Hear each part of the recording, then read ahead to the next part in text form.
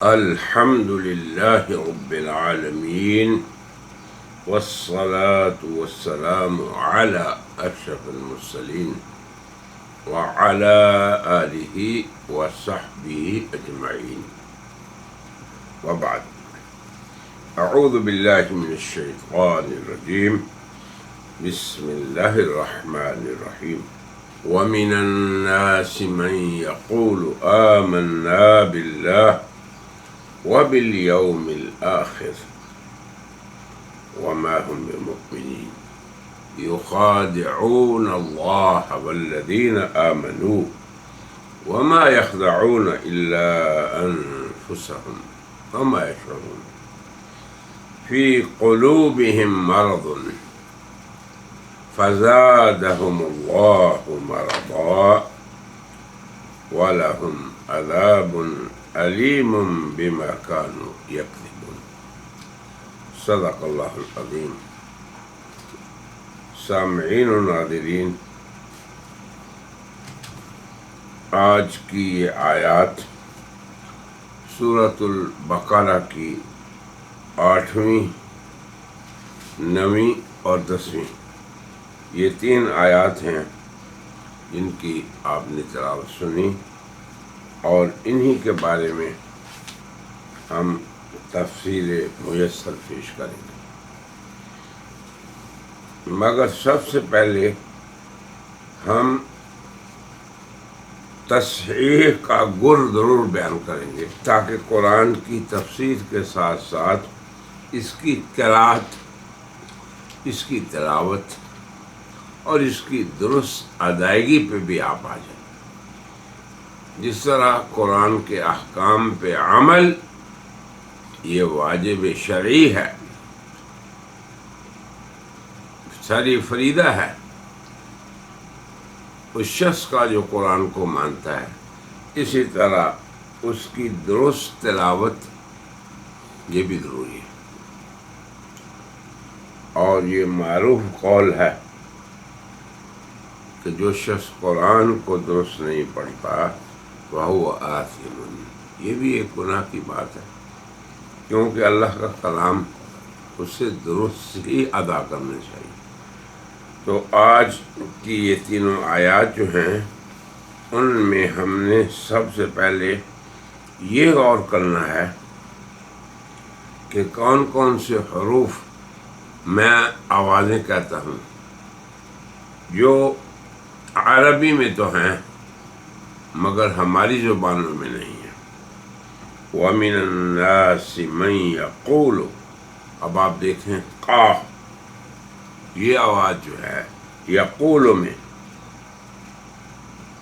یہ عربی کے ساتھ خاص ہے، تو آپ نے زور دینا ہے کہ یہ درست ادا ہو. قاف یقول، یقول نہیں کہنا، یقول، قال یقول یہ نہیں کہنا، یقول یہ قرآن کی آواز ہے. یہ قاف کی آواز، اس پہ زور دینا ہے. آمنا باللہ، اسلام کو موٹا نہیں کرنا، باللہ نہیں کہنا، باریک پڑھنا ہے اسے. جب بھی اللہ کے شروع سے پہلے کسرہ ہو تو ہمیشہ ایسے ہی کہنا ہے، باللہ. وَبِالْيَوْمِ الْآخِرِ، خا یہاں آئی ہے، آگے ہے وَمَا هُمْ بِمُؤْمِنِينَ. یہ دیکھیں میم کے بعد حمزہ ہے، با، یہ حمزہ کو اس طرح ادا کیا جاتا ہے، ڈھیلا نہیں. مومنین، ڈھیلا نہیں. وَمَا هُمْ بِمُؤْمِنِينَ،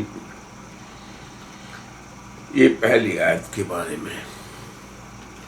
دوسری آیت یخادعون اللہ، یہ دیکھیں آپ، اللہ، اسلام کو موٹا کر کے پڑھنا ہے. کیوں؟ اس سے پہلے نون پر فتح ہے، زبر ہے. اللہ یخادعون اللہ، مگر عین کو نہیں آپ نے بھولنا، جیسے قاف ایسے ہی آ، یہ آوازیں اردو میں نہیں. قا اس کو کا یہ نہیں کہنا، آ اس کو آ نہیں کہنا، یخادعون یہ نہیں کہنا، یخادعون جیسے یقولون، یقولون نہیں کہنا.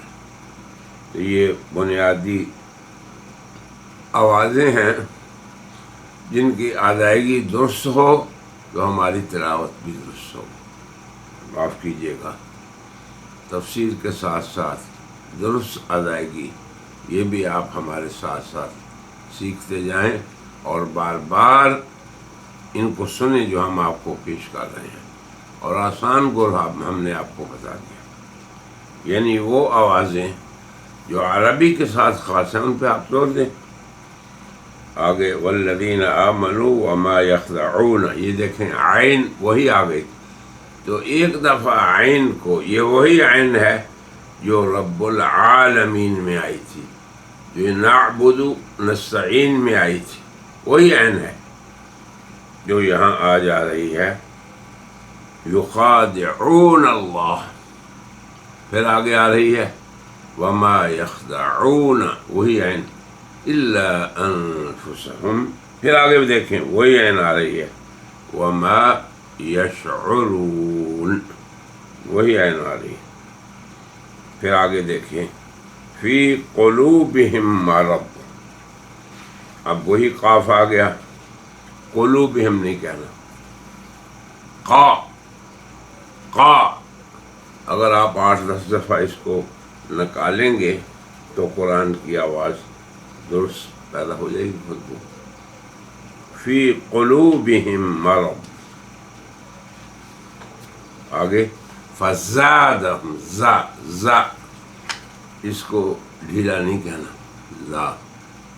زا فزادہم اللہ مرضا ولہم عذاب، عذاب نہیں کہنا، عذاب، عذاب کو عذاب کہنا درست نہیں.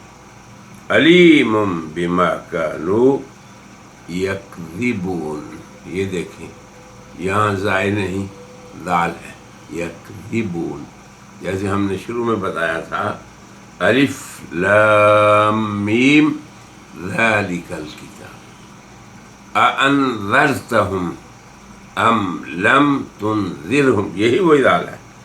تو یہ پہلی بات ہے جو ان آیات کے بارے میں بتانا ضروری تھا، آپ کا سمجھنا ضروری ہے، اور اس کے مطابق اس کی مشق کریں، تدریب کریں، تطبیق کریں، اور کوشش کریں آپ ان آوازوں کو، یہ کوشش کریں کہ اسی طرح ادا کریں. اب ہم آ جاتے ہیں قرآن کریم کی ان آیات کے مابین کس قدر حسین ارتباط ہے. قرآن کریم کو اللہ نے ایک منسق کلام بنایا ہے جو ایک دوسرے سے جڑا ہوا، ایک حصہ دوسرے سے، ایک آیت دوسرے سے، ایک بیان دوسرے بیان سے. اب آپ خود دیکھ لیں کہ آپ نے کیا دیکھا تھا سورۃ البقرہ میں کہ کتاب لا ریب کی اللہ نے تعریف کی، تو وہ قرآن ہے. اب یہ پہلی اور دوسری آیت میں، پھر اسی دوسری آیت میں جب اللہ نے یہ فرمایا کہ ہدن للمتقین، تو پھر تقوی والوں کی صفات کو اللہ نے ذکر کیا. یاد رکھیں یہ قرآن کا عمومی اسلوب ہے کہ اللہ تعالیٰ اتقیاء کا ذکر کرتے ہیں، اہل تقوی کا، تو پھر اشقیاء کا بھی ذکر کر دیتے ہیں. اگر خوش بختوں کا ذکر کیا تاکہ لوگ اس لائن پہ چلیں، حکمت ہے، کتاب تعلیم ہے، کتاب تربیت ہے، بلکہ یہ کورس ہے انسانوں کی درست تربیت کا کہ صراط مستقیم پہ وہ کیسے چلے. اسی لیے جس صراط مستقیم کو آپ نے فاتحہ میں اللہ سے مانگا تھا اور ہر روز اللہ سے مانگتے ہیں، یہ قرآن اس کا جواب ہے. یہ بھی ہمیں جاننا چاہیے. تو اللہ نے اتقیاء کا ذکر کیا 5 آیات میں. سورہ بقرہ کی شروع کی جو آیات ہیں، دوسری، تیسری، چوتھی اور 5ویں، ان میں کتاب لا ریب کی عظمت کو بیان کرنے کے بعد اس کے بعد دیکھیں اور سنیں، اس سے سابقہ ہمارے بیان کو کہ اہل کفر کا ذکر آ گیا. اہل تقوی کے بعد اہل کفر کا، اتقیاء کے بعد اشقیاء کا، جن کے اندر شقاوت بڑھ گئی، جن کا نصیب شقاوت ہو گیا. اب یہ جو اہل شقاوت ہیں 2 طرح کے، یہ یاد رکھیں. قرآن کا اسلوب بیان اور آیات کا باہمی ارتباط. اہل شقاوت کا ذکر اہل تقوی کے بعد. پھر اہل شقاوت کے 2 گروہ ہیں، یاد رکھیں. یہ ایک گروہ اہل کفر کا ہے، یعنی کیا مطلب؟ جو کھلے طور پہ کافر ہیں، حق کو چھپاتے ہیں، مانتے بھی نہیں، اس کے سامنے ڈٹ جاتے ہیں. اسی لیے اس کی سزا میں اللہ نے کہا ختم اللہ. یہ جو ختم کی بات ہے، مہر کی بات ہے ان کے دلوں پہ، یہ ان کے کھلے کفر کا نتیجہ ہے، ثمرہ ہے، سزا ہے دنیا میں. جب دل مختوم ہو گیا، مہر زدہ ہو گیا اللہ کی طرف سے،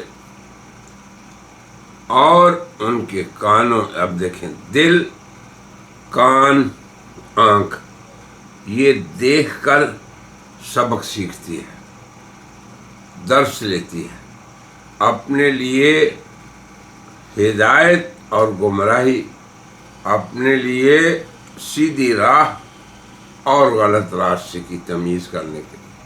مگر جب یہ تینوں سیکھنے کے جو وسائل ہیں، جسے آپ کہتے ہیں کہ یہ گویا اللہ نے 3 وسیلے دیے ہیں انسان کو.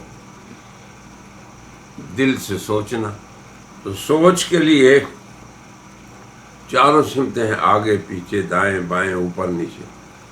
تو جب اس کو ختم لگ گئی تو وہ چاروں طرف سے بند ہو گیا، بلکہ جہات 6 سے بند ہو گیا. اور جب کان پہ بھی مہر، تو اس کا بھی یہی حال. اور جب آنکھ جو صاف سے دیکھتی ہے، آنکھ جو سامنے سے دیکھتی ہے، اس پہ پٹی اور پردہ لگ گیا تو یہ بھی پھر معاف ہو گیا. تو انہوں نے اللہ تعالی کے دیے ہوئے وسائل، دیے ہوئے اعضاء جو ہدایت کے لیے دیے تھے، قبول کرنے کے لیے، ہدایت کو لینے کے لیے، اخذ کرنے کے لیے، انہوں نے ان راستوں کو بند کر لیا اور فائدہ نہیں اٹھایا. تو اللہ نے ان کو یہ سزا دی. یہ ہے اہل کفر عناد والے. اس گروہ کا 2 آیتوں میں ذکر کیا، 6 اور 7ویں آیت میں، یہ کہہ کر ان الذین کفروا.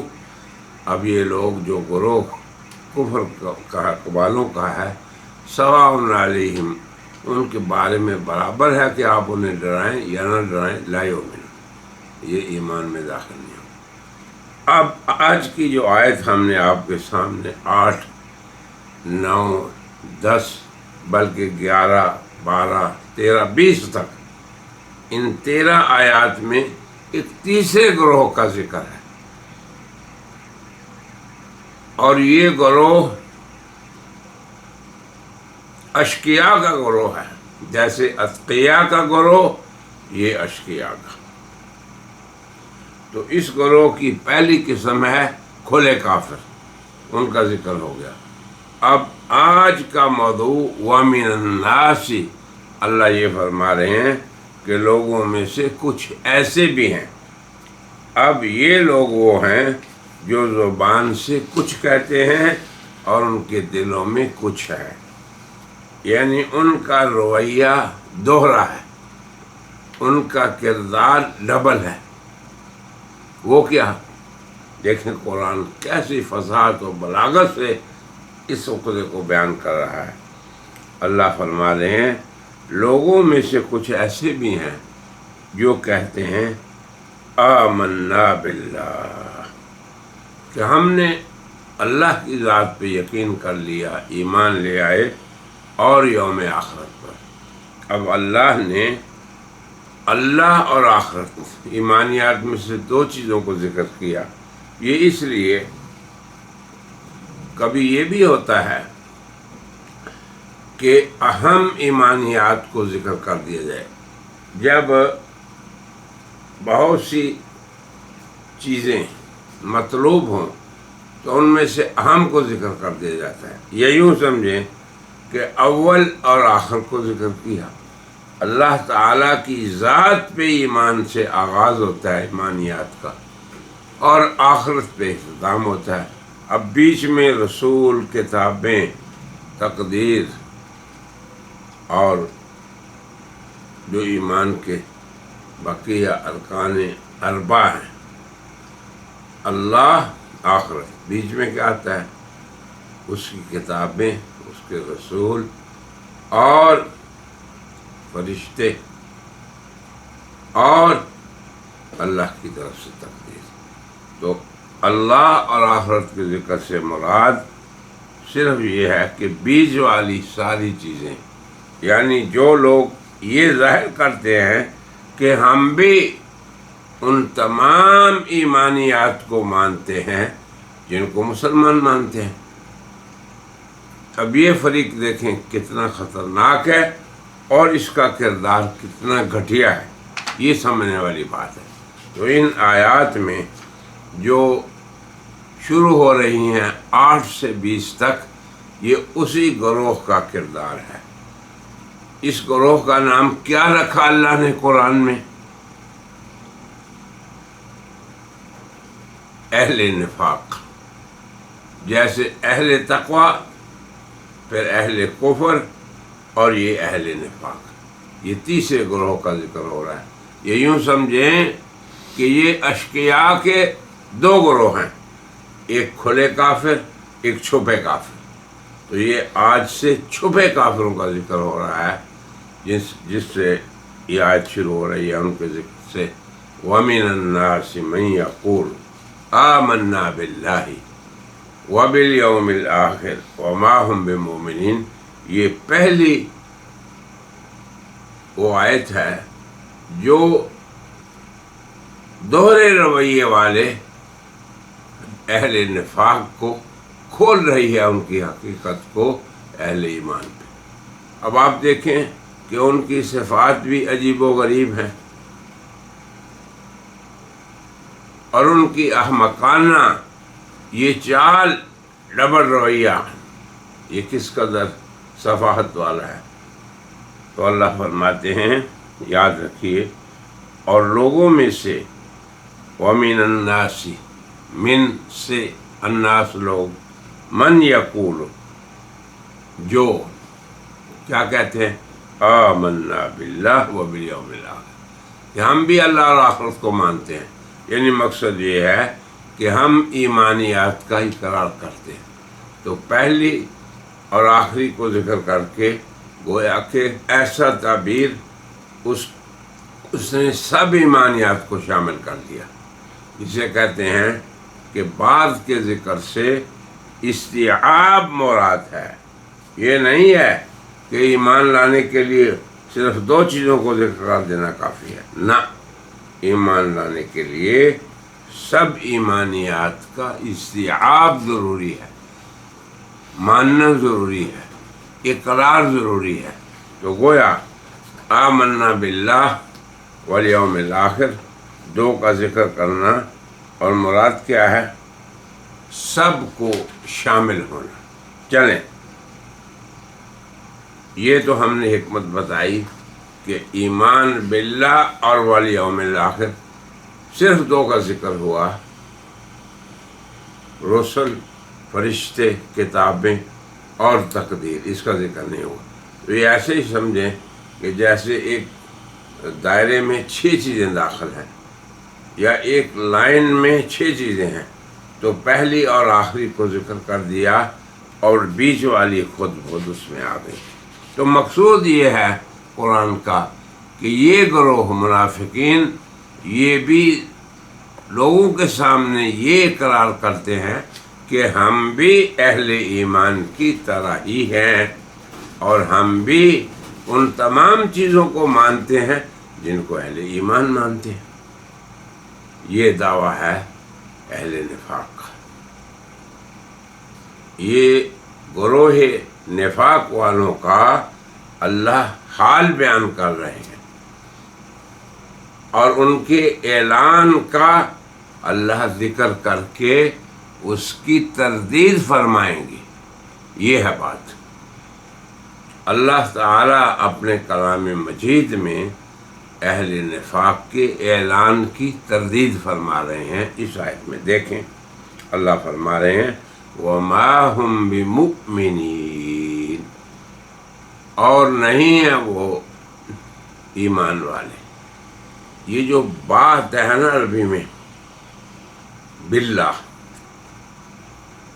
بالیوم الآخر، بمؤمنین، اس کی بڑی قوت سے چمک ہوتی ہے، اور جسے کہتے ہیں عربی میں الصاق، اتصال، یعنی چپکا جو کوئی چیز ہو تو وہ تو یہ کہتے ہیں کہ ہم ایمانیات کے ساتھ چپکے ہوئے ہیں، ہم ایمانیات کے ساتھ جڑے ہوئے ہیں، اور ایمان اور ہم الگ الگ نہیں۔ یہ بات سمجھنے والی ہے۔ اور یہ تعبیر دیکھیں قرآن حکیم، اللہ فرماتے ہیں وَمَا هُمْ بِمُؤْمِنِينَ، ان کا اور ایمان کا آپس میں جوڑ ہو، اس کی نفی ہو رہی ہے۔ وَمَا هُمْ بِمُؤْمِنِينَ، اللہ فرماتے ہیں ان کا کوئی جوڑ نہیں ایمان کے ساتھ، ان کا کوئی تعلق نہیں ایمان کے ساتھ۔ اور وَمَا هُمْ بِمُؤْمِنِينَ، دعویٰ ان کا یہ ہے، مگر اللہ کا حکم یہ ہے، اس پہ رد یہ ہے، جواب یہ ہے، یا اللہ کا فیصلہ یہ ہے کہ یہ لوگ اپنے اس دعوے میں جھوٹے ہیں۔ یہ ہے اللہ نے نفاق والوں کے دعوے کو جھٹلایا اس آیت میں۔ یہ پہلی آیت ہے اہل نفاق کے ذکر میں۔ پھر آگے فرمایا یخادعون اللہ، تو یہ جو ایمان والوں کے سامنے ذکر کرتے ہیں کہ ہم بھی تمہاری طرح اللہ اور آخرت کو ماننے والے لوگ ہیں، یعنی ایمانیات کو اقرار کرنے والے ہیں، اس سے ان کی غرض کیا ہے؟ اللہ فرماتے ہیں یخادعون اللہ، یخادعون اللہ، خدا کا معنی دھوکہ، مگر یہ یخادعون یہ لفظ مخادع کا معنی ہوتا ہے دو طرفہ دھوکہ، ایک فریق دوسرے کو، دوسرا پہلے کو، اسے کہتے ہیں مخادع۔ تو اللہ تعالی نے اہل نفاق کی پہلی قباحت یا پہلی خصلت یا پہلا کردار یہ بیان کیا، کیا؟ دھوکہ دہی، یہ ہے پہلا کردار۔ اب آپ خود سوچ لیں کہ دھوکہ دینا کتنا بڑا جرم ہے، اللہ کو یا انسانوں کو۔ تو کتنی بڑی حماقت ہے کہ بندہ یہ سمجھے کہ وہ اپنی چال بازی سے، اپنی چالاکی سے اس خالق کو دھوکہ دے رہا ہے جو علیم بذات الصدور ہے، جو دلوں کے ارادوں اور نیتوں کو بھی جانتا ہے، علیم بذات الصدور، تمہارے ہم غم اور ارادے کو جانتا ہے۔ تو اب دیکھیں کہ کتنا بڑا دھوکہ لگا ہوا ہے اہل نفاق کو، اور وہ یہ سمجھتے ہیں کہ ہم دھوکہ دے رہے ہیں اللہ کو۔ یہ بات سمجھنے والی ہے۔ پھر اپنے کردار پہ بھی ہم غور کریں۔ وہ جب اہل ایمان کو یہ کہتے ہیں بھی ہم بھی تمہارے بھائی بندے ہیں ایمان میں، اللہ کہتے ہیں نہیں، وما ہم بمؤمنین، ان کا اور ایمان کا کوئی جوڑ نہیں۔ تو پھر یہ کیوں کہتے ہیں؟ اللہ فرماتے ہیں اس لیے یخادعون اللہ، یہ دھوکہ دہی کر رہے ہیں، چال بازی کر رہے ہیں، مکر کر رہے ہیں، فریب کر رہے ہیں اللہ سے۔ اب یہاں رک جائیں، کیا اللہ اسے بھی کوئی دھوکہ دے سکتا ہے؟ ہرگز نہیں۔ اس سے بھی کوئی چال بازی کر سکتا ہے؟ ہرگز نہیں۔ اس سے بھی کوئی دو نمبری کر سکتا ہے؟ نہیں۔ والذین آمنوا، اور ایمان والوں کو۔ تو اب دیکھیں یہاں پہ اللہ ان کی اس خصلت قبیحہ کا ذکر کرتے ہیں، اور پھر اس پہ اللہ ایک حکم اپنا لگاتے ہیں۔ جیسے پہلے اللہ نے حکم لگایا کہ ان کا یہ قول و قرار غلط ہے کہ ہم مومنین ہیں، یہاں فرمایا یہ اللہ اور رسول کو دھوکہ دے رہے ہیں۔ فرمایا ہرگز نہیں۔ کیوں؟ وما یخدعون الا انفسهم، یہ اپنے ہی آپ کو دھوکہ دے رہے ہیں۔ وہ کس طرح؟ کہ اللہ تو علیم بذات الصدور ہے، ان کے عزائم، ان کی ارادے، ان کی خواہشات نفسانی، ان سے بھی اللہ واقف ہے، اور ان کے اس نفاق کی اطلاع اللہ نے اپنے رسول کو وحی کے ذریعے دے دی، اور رسول نے اپنے صحابہ کو بتا دیا۔ تو کس کا دھوکہ ہوا؟ یہ ہے سمجھنے والی بات کہ یہ اپنے ہی آپ کو دھوکہ دے رہے ہیں۔ اور پھر ہم نے یہ بھی ذکر کیا کہ دھوکہ دہی دونوں فریقوں سے ہو تو اسے عربی میں کہا جاتا ہے یخادعون، مخادعہ، دونوں فریق۔ تو اس فریق کے اہل نفاق کا دھوکہ یہ ہے کہ وہ مومن نہیں، مگر اللہ اور رسول کے سامنے مومن ہونے کا اظہار کرتے ہیں۔ یہ تو اس فریق کی طرف سے دھوکہ ہے، یعنی منافقین کی طرف۔ اور اللہ اور رسول کی طرف سے کیا دھوکہ ہے؟ یہ سمجھے بات کہ اللہ ان کی اطلاع اہل ایمان کو دے دیتا ہے، اور اللہ کے رسول اور اہل ایمان ان کی طرف سے کیا ہے؟ چونکہ وہ ان سے اہل ایمان والا ہی معاملہ کرتے ہیں، وہ نہیں ان کو کہتے کہ بھائی تم ہم سے نکل جاؤ۔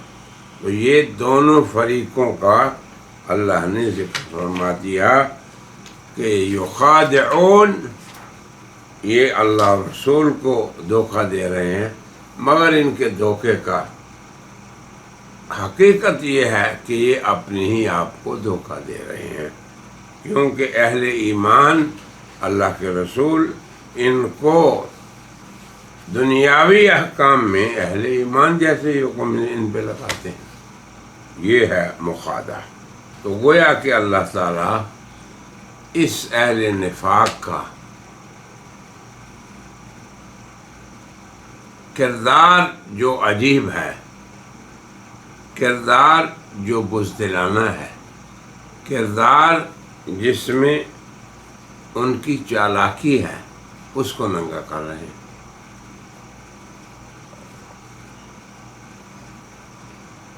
تو اگر کوئی شخص، یاد رکھیں آپ بھی، زبان سے اسلامیات، ایمانیات کا زبان سے اقرار کرے کہ میں اللہ پر ایمان لایا، اس کے رسولوں، فرشتوں، کتابوں، سب پہ ایمان لایا، مگر دل میں انکار ہو، تو اسے اعتقادی نفاق، یعنی عقیدے کا نفاق ہے۔ یہ لا شک، لا ریب کہ یہ لوگ مومن نہیں۔ اور اگر دل میں تو اقرار ہے، دل میں تعظیم ہے، مگر ضعیف اعتقادی کی وجہ سے بندے کے ظاہر پر عملی طور پہ اس کا نتیجہ نہیں نکلتا۔ اب آپ یہاں سے سمجھیں ہماری حالت آج کیا ہے۔ اگر کوئی شخص الحمدللہ امت مسلمہ پوری کی پوری اللہ اور رسول کی عظمت کی قائل ہے، آخرت پہ ایمان ہے اس کا، فرشتوں کتابوں پہ ایمان ہے، تقدیر پہ ایمان ہے، مگر بات یہ ہے کہ عمل میں نہیں آ رہا، یعنی اللہ کے احکام پہ پورا عمل نہیں۔ اتنی کمزوری تو ہم میں سے ہر ایک میں ہے، یعنی پورا عمل اسلام پہ نہ ہو، ظاہری طور پہ اسلام کے اعمال جو ہیں زندگی عملی میں نہ ہو، تو اسے کیا کہتے ہیں؟ یہ عملی نفاق۔ اور یہ بات ہر دور میں مسلمانوں میں رہی، اس کی فکر، بلکہ بعض احادیث میں آتا ہے کہ حضرات صحابہ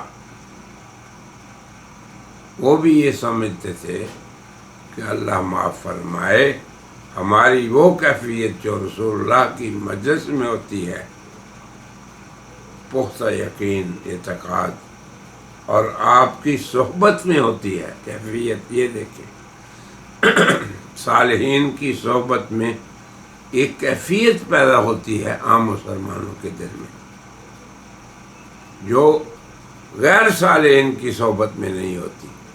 جب آدمی اس نیک اور روحانی مجلس سے باہر نکلتا ہے تو وہ کیفیت نہیں رہتی، تو یہ ہر دور میں ہوتی ہے۔ حضرت حنظلہ فرماتے ہیں اپنے بارے میں کہ یا رسول اللہ، جب یہ مشہور قصہ ہے کہ نافق حنظلہ منافق ہو گیا، تو پوچھا گیا تو فرمایا یا رسول اللہ، جو کیفیت آپ کے ہاں ہوتی ہے وہ باہر نہیں ہوتی۔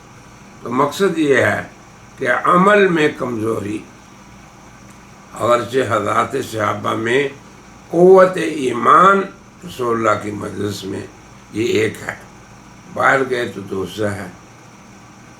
ان کے عملیات تو عین رسول اللہ کی تعلیم کے مطابق ہوتے تھے، تو ایمان کی کیفیت کی قوت بندے کو عمل پہ لے آتی ہے، جو ہمارے اندر بہت کمزوری ہے، کیونکہ یقین کی وہ کیفیت ہمارے اندر نہیں۔ تو اس لیے اللہ نے فرمایا اے ایمان والو اتقوا اللہ، اللہ کا تقوی اختیار کرو، پھر وکونوا مع الصادقین، سچوں کی صحبت اختیار کرو۔ یہ ہے روحانی علاج کا نتیجہ۔ اور جو روحانی امراض ہیں ان کا بھی ذکر اس اگلی آیت میں ہوگا، آپ سن لیں ابھی، فی قلوبہم مرض، تو روحانی مرض، روحانی کمزوری اور کیفیت ایمانی اس کے اندر طاقت نہ ہونا، اس کے بھی اثرات ہیں، اور کیفیت ایمانی کا مضبوط ہونا اس کے اپنے اثرات ہیں۔ تو اگر مرض کا لاحق ہو جائے کسی کو مرض، جیسے جسمانی مرض ہے، تو کیا اس کا نتیجہ ہوتا ہے؟ جسمانی مرض کا نتیجہ یہ ہوتا ہے کہ انسان کی جو قوا ہیں، صلاحیتیں ہیں، سوچنے کی صلاحیت، چلنے پھرنے کی صلاحیت، پکڑنے لینے دینے کی صلاحیت، ظاہری اعضاء کی صلاحیت مختل ہو جاتی ہیں، ان میں توازن نہیں رہتا، ان میں ان کا وہ کردار نہیں رہتا جو حالت صحت کا ہوتا ہے۔ یہ تو ہم میں سے ہر آدمی جانتا ہے۔ اسی طرح روحانی مرض کا بھی اثر ہوتا ہے۔ تو میرے برادران اسلام، یہ قرآن ہمارے لیے اللہ نے نازل فرمایا ہے، یہ کوئی پرانے پہلوں کے قصے نہیں ہیں کہ ہم اسے کہانی سمجھ کے اس سے گزر جائیں، بلکہ ہمارے احتساب اور محاسبے کے لیے ہے۔ آج کل تو لفظ احتساب عام ہے سیاسی میدان میں بھی، تو کبھی ہم قرآن کی اس عدالت میں اپنا بھی احتساب کریں۔ تو سب سے پہلی ضرورت یہ ہے کہ اندر کی کیفیت ایمانی کو مضبوط رکھنے کے لیے کیا ضروری ہے؟ اللہ کا ڈر اور صالحین کی صحبت۔ تو ہم ایسی مجالس میں بکثرت جائیں جہاں پہ اللہ رسول کی بات ہوتی ہے.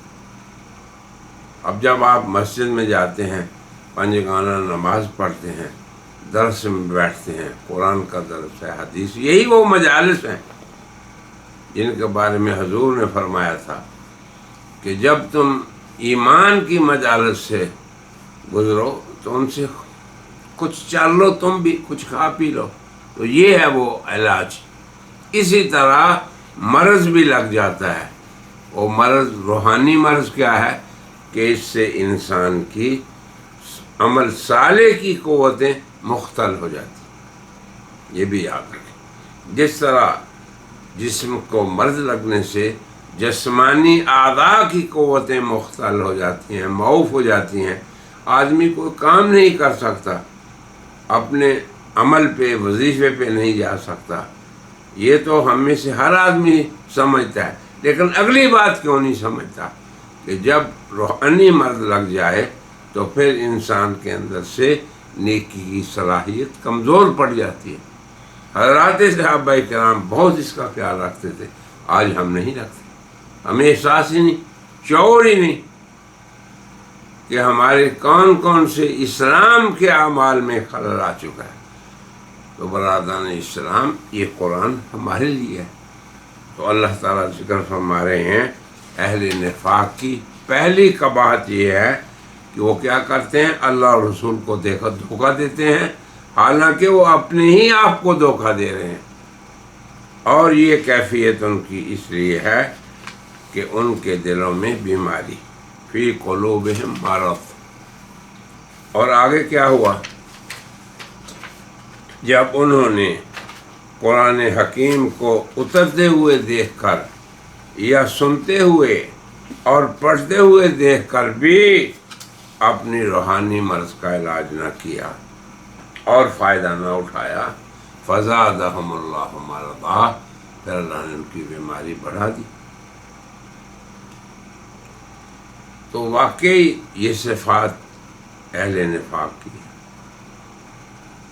لیکن عملی نفاق، اس کو یاد رکھیں. الحمدللہ امت مسلمان کتنے بھی گناہ گار مسلمان ہوں، اعتقادی نفاق گناہ گار سے گناہ گار مسلمان میں بھی نہیں ہوتا، اللہ بجائے اسے اس سے، مگر عملی طور پہ تو کمزوری ہے.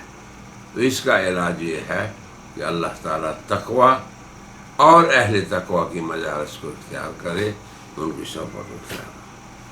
تو وہ بیماری جو ان کے دلوں میں تھی، جس نے ان کی صلاحیتیں چھین لیں حق بات سے فائدہ اٹھانے کی، تو فزادہم اللہ مرضا، پھر اللہ نے سزا بھی انہیں یہ دی کہ ان کی بیماری کو بڑھا دیا. تو اگر زبان سے اقرار ہے، دل میں نہیں، تو یہ نفاق اعتقادی ہے. اگر زبان کی بات نہیں، دل میں ایمان ہے، مگر اعضاء جو ہیں ان کے اندر اطاعت کا مادہ کمزور ہے، جیسے کہ ہم آپ. تو یہ اعتقادی نفاق نہیں، مگر عملی ضرور ہے. اسی لیے تو حضور نے فرمایا کہ وہ آدمی میں منافق ہے جس میں یہ چیز پائی جائے. تو مطلب یہ ہے کہ بندے کو عملی طور پہ بھی نفاق سے بچنا ہے. اور اہل نفاق کی صفات کو یہاں ذکر کرنے کا بھی مطلب یہ ہے کہ اہل تقوی اور اتقیاء کے گروہ میں شامل ہو اور اشقیاء کے کردار سے آپ بچیں. یہی مقصد ہے ان آیات کا. آگے دیکھیں کہ اللہ تعالیٰ کیا فرما رہے ہیں. فی قلوبہم مرض فزادہم اللہ مرضا، بیماری بڑھ گئی. وَلَهُمْ عَذَابٌ عَلِيمٌ بِمَا كَانُوا يَكْسِبُونَ. اب ان کا کذب بیانی کیا تھی کہ ایمان دلوں میں نہیں، ایمان باللہ اور یوم الآخر نہیں، اور دعویٰ کیا کر رہے ہیں کہ ہمارے اندر بھی تمہاری طرح کا ایمان ہے. یہ تھا اہل نفاق کا کردار حضرات صحابہ کے دور میں اور رسول اللہ کے دور میں. تو اس کے جواب میں اللہ نے فرمایا کہ یہ اپنی اس کذب بیانی کی وجہ سے عذاب علیم کے مستحق. تو تھوڑی تھوڑی ان چیزوں کو ہمیں بھی چاہیے کہ اپنے حالات پہ غور کریں۔